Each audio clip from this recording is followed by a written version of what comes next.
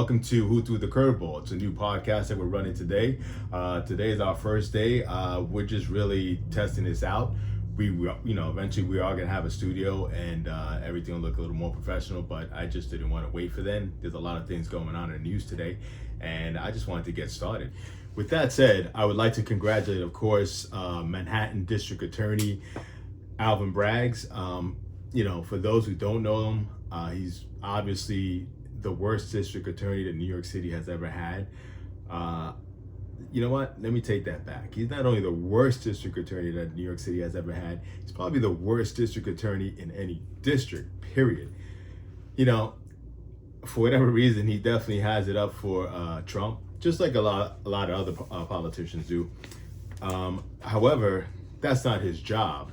I'm sure this is part of his job, but he's taken precedence over going for Trump's head instead of the precedence of keeping New York City safe. Sure, if convicted of any of the criminal charges Trump has been indicted for, and from what I hear, they haven't made it clear yet to the public on what it is. However, from what I hear, it's anywhere from 34 counts of different things related to paying people off, some shut up money, business money, business transaction gone wrong. If he's convicted, obviously he should be and convicted fairly, and he should serve any crimes that he has done. He should do the time that's according to what it is. However, just the fact that these charges have not been made public is a big joke. Reason I say that is, you indicted an ex-president, which has never been done before. So now you're making this young man look like a fool. And it's not only Trump being the president, but Trump was like Mr. New York City back in the days. So obviously you do have a hard on for him. And just the fact that you can't make charges public, or you refuse to until he comes in sometime on Tuesday, and you guys arrest him and put him through the process and make him look like a fool, that's a joke. What are you guys gonna do the whole weekend? Are you gonna convene and think about what charges you should do? Weren't those charges discussed? That's a joke.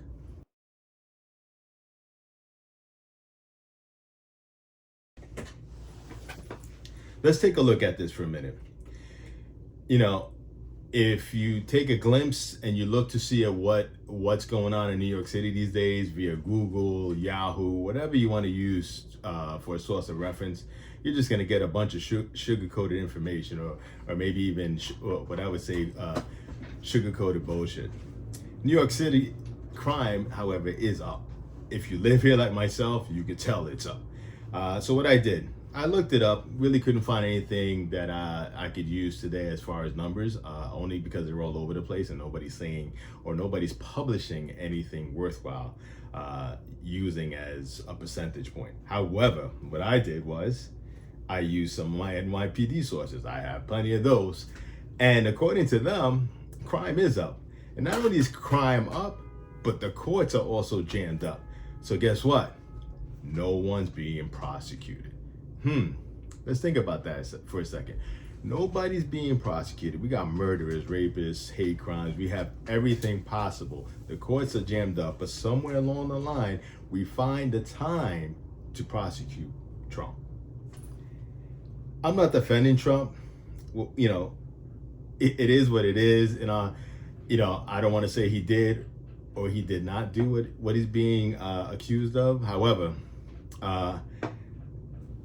New York City crime is New York City crime. And right now we're worried about things that all you really want to use for is to jam up his next run for presidency in 2024.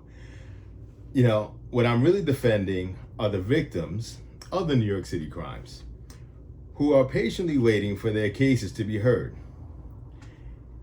And, at the end, you're adding insult to injury because you're jamming up the court and not processing real murderers, killers, robbers, assault, people that are committing assault, just so we could jam him up, this specific one person, so he does not run for president, right? Or at least trying to slow him up, right? But yet, we're adding insult to injury, and the predators are still running around. Not only the predators running around, however, they're running around committing more crimes. Why? Way to go, bail reform. Go figure. We're not holding. We're arresting people and we're letting them go to commit more crimes. Again, this is some crazy thing that's been happening as of lately. I mean, I'm born and raised in New York City. I've never in my life experienced or heard of this until recently, maybe the last 5 years. However, guess what, Alvin Braggs? You will go down in history books. However, it's not for locking up Trump. It's going to be, I would have to say, you're going to go down in history for helping Trump become the next president. So you're helping him to become the 47th president again. And if you do happen to block Trump, because there is a possibility that because of all this, he won't be able to run the way he wants to. But even if he has his name there, I guarantee you he will win. And it's going to be because of you. You give him all this free access. You know why? Because fact is, people don't care about payoffs. People don't care about tax cheats. People don't care about bad business practices. What they do care is about quality of life. Food in their stomachs, money in their pockets. Guess what? Trump gave us all that when he was elected fairly in his last term. He gave us that. Braggs, what you have to do is focus on what you were elected for. Help Mayor Adams and NYPD conduct their jobs. Get these criminals that are running around, roaming around freely, and just creating this madness that I've never seen this before. And believe me, I lived through the 70s, and the 70s were mad, 80s were mad, and this is just it's becoming a replicate, and it's only but chaos going on. Do your job. Put these people behind bars. Forget about Trump. You're just giving them free advertisement. You're pissing people off. You're putting his name out there again, right? Obviously, you're not working for the purpose of what you're being set up for. You're actually helping his purpose. Stop being used as a pawn in someone else's game. You know, they're just throwing you a curveball. Make New York City safe again, and do not play into the dogma and you know, somebody else's agenda. Because guess what? You're just a pawn. After they're done with you, they're gonna tear you up like a piece of paper, shred you. You might not even be worth the shred. They might just throw you in the garbage pail. So again, do your job. Stop helping Trump become president. And again, I'm not against Trump. I'm not with Trump. But you're gonna fairly elect him again. I'm sure he'll thank you. If he hasn't thanked you, thank you for him. Well, again, this is my first recording for Who Threw the Curve. We will have it on YouTube. We will also have our own website. We will also be sending the audio part of it to different outlets as well, because we want, you know, for those people that want to drive, you know, eventually they're going to get a little longer. Again, there's like only 5-minute, 7-minute segment. Eventually I'll be talking about different issues. You know, I'll try to make them not too long because I can ramble and talk freely. Eventually as I go, because I'm kind of new to this, I used to do an audio version of podcasts back in 2017 and 2018. It was very successful, but it was audio.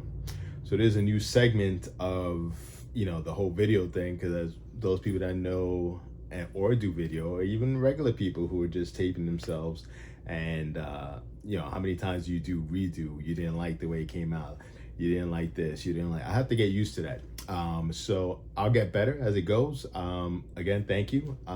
And this is Who Threw the Curveball, and thanks for listening.